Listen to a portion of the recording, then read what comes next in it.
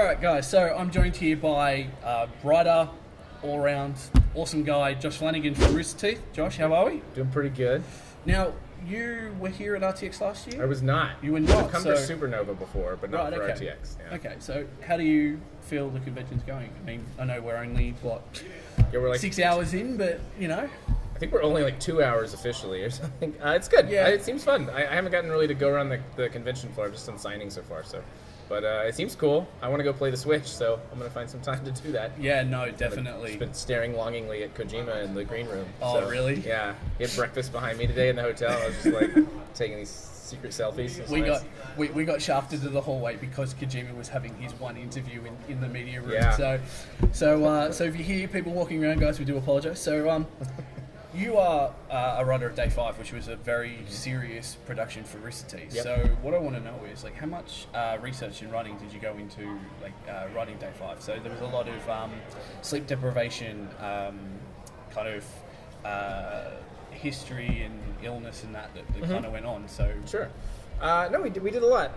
You know, I'm a big proponent of, you know, when you write anything, your characters, your story, your comedy, your drama, whatever it is, it should come from concept, right? So we had that base concept of this world where sleep kills, and these people were 5 days into that and had all sorts of delirium and such. So that was our starting point, and so we looked at, you know, everything about it comes from that. So, you know, like the level of delirium people would be at, the kind of hallucinations, the kind of fiending for, you know, uppers.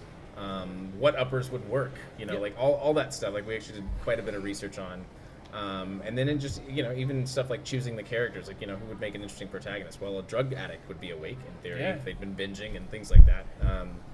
And so, yeah, actually quite a bit. There's quite a bit of research, and there's a lot of stuff we didn't get to use yet too. So hopefully, awesome. If there's more, then we can go even deeper. Yeah, no, Day 5 was one of the shows that I showed my dad, who wouldn't have a clue who Rooster Teeth is, but he absolutely loved it, and watching during his lunch breaks at work in that, nice. Which was awesome. Great, yeah. I mean, that was the hope. The hope was that it was something that anyone could just pick up and watch and enjoy. So yeah, so it's good. It's good to hear. So how did you become the director per se of Day 5? It just kind of fell into place. We'd been working on. So I actually started at Rooster Teeth. I did some freelance work for them when I was just did freelance work for everyone. So I was a freelance writer for a couple other production companies. Yep. But I came on as an editor for Gauntlet Season 2 for them. Okay. And during that, they were going through these talks of whether they wanted to make what their first feature was going to be. And at the time, they were talking about Lazer Team, and no one had, you know, they hadn't announced anything, so no one knew about it. But they had talked about Day 5, and they decided, well, instead of doing Day 5, we want to do Lazer Team, but we still want to put something out about Day 5. So let's consolidate that into a short. And so I showed them some of my writing samples from the other features I'd been paid to write, and got that gig basically with Chris Damaris. Yep. So we wrote the short version of that, and ultimately made, which Matt Hullum ultimately directed, and was never released though. So that's always when you see the things of Joel. That's that. But yeah, I don't know. And then over like the next year or two after that, there was just, especially as the kind of opportunities developed with full screen and all that stuff, there was a lot of talk of developing it into a series. So Chris and I sat down and wrote a series treatment and all these things. And then at some point, I don't know, me and Matt sat down, and Matt offered for me to do it. And I was like, cool, I'd love to. Yeah, so, and it was a show that the fan loved, all the fans loved, and knew was kind of coming up. Yeah. Right? So did you ever feel under pressure to produce something that the fans would ultimately love, considering it had been anticipated for years? Yeah. No, I absolutely felt pressure to deliver. The weird thing was, though, that I think there was the bar.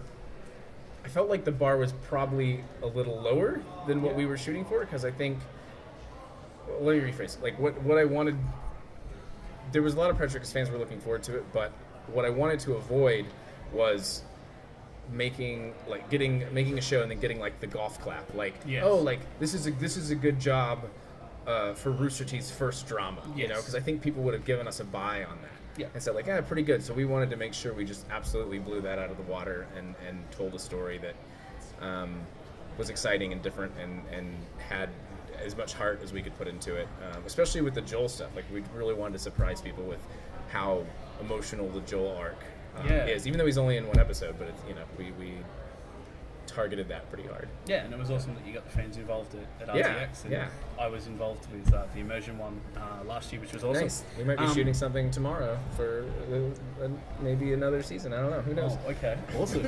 Awesome. You heard it here first, guys.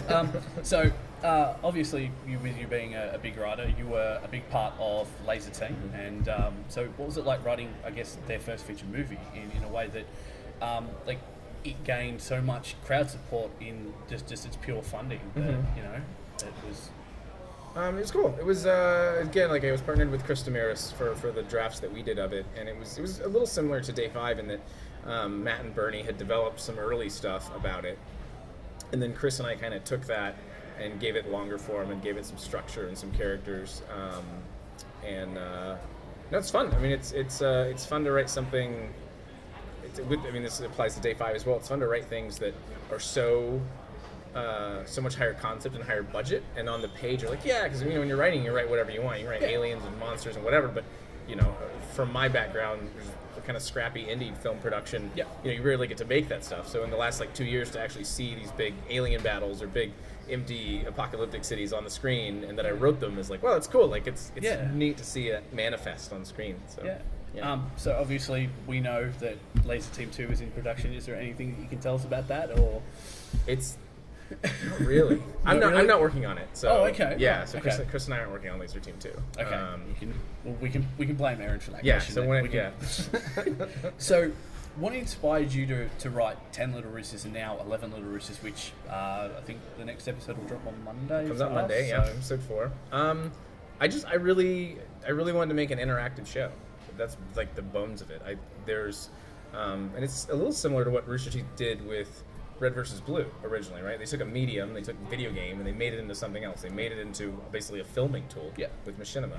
And so, to me, I was looking at web series and thinking, what could you do with this beyond just making basically a shorter TV series, and then just it takes a little while to find the mechanism. With 10 Little Roosters, it was, the murder mystery kind of 10 Little Indians backbone for that, and mixed with a little clue. And then this one is a little more augmented reality game.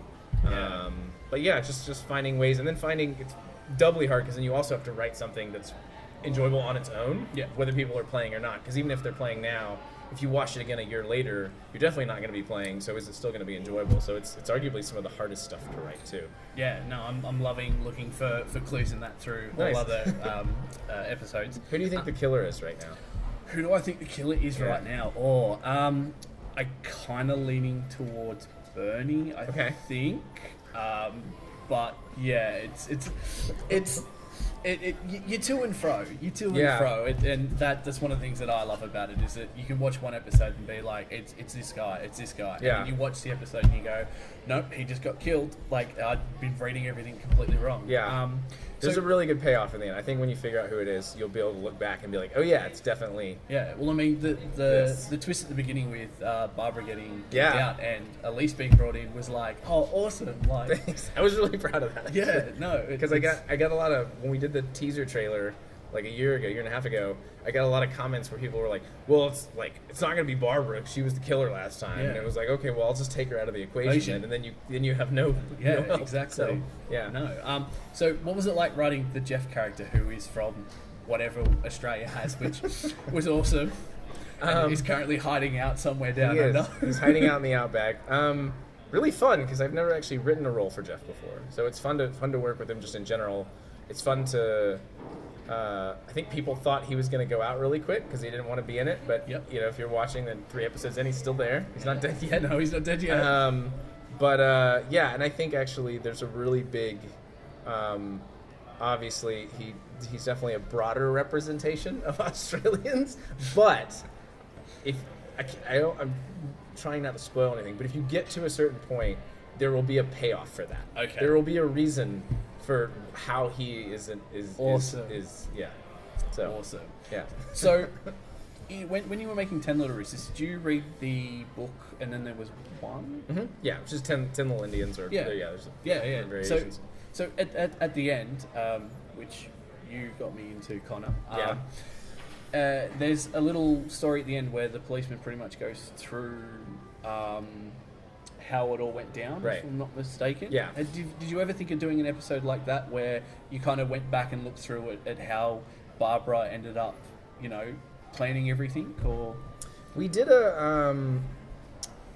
it wasn't in a narrative sense, but we had filmed a walkthrough of the clues, and it was kind of almost Hitchcockian. Yeah.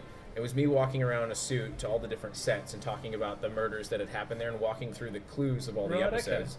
Okay.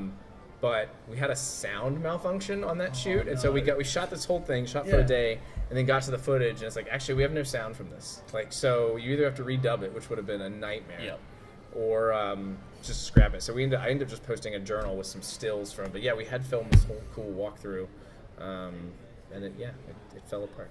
Yeah. So, Josh, can you tell us anything about season 2 of Day 5? Like, are there any hints, clues? Like, when will it be released? I don't know the answer to that, actually. Okay. But I can tell you that it is coming. We're filming something for it possibly tomorrow at the convention. But official principal photography kicks off later this month. Okay. And it's a bigger season. It's 8 episodes. Awesome. All the main cast is back. It's gonna be awesome. It's a much, I was really proud of season 1, but I actually think season 2 is gonna blow it out of the water. I think it's such a bigger scope, more kind of a satisfying seasonal story. So. Well, I mean, season 1 left you on the cliffhanger. It did. Maybe too much of a cliffhanger. I think in retrospect, I would have put one more thing back in. I absolutely love the way that it ended, and just the pure shock value of just, let's go back to work kind of thing. Yeah. It was just. You will get answers in season 2. I can say that. You will get a lot more answers than you had in season 1. So awesome. Yeah. Cool. No. Well, thank you very much, Josh, for joining us. Yeah, thanks for having me. I hope you enjoy your time in Sydney and enjoy the convention. Cool. Thank you. No worries. Yeah.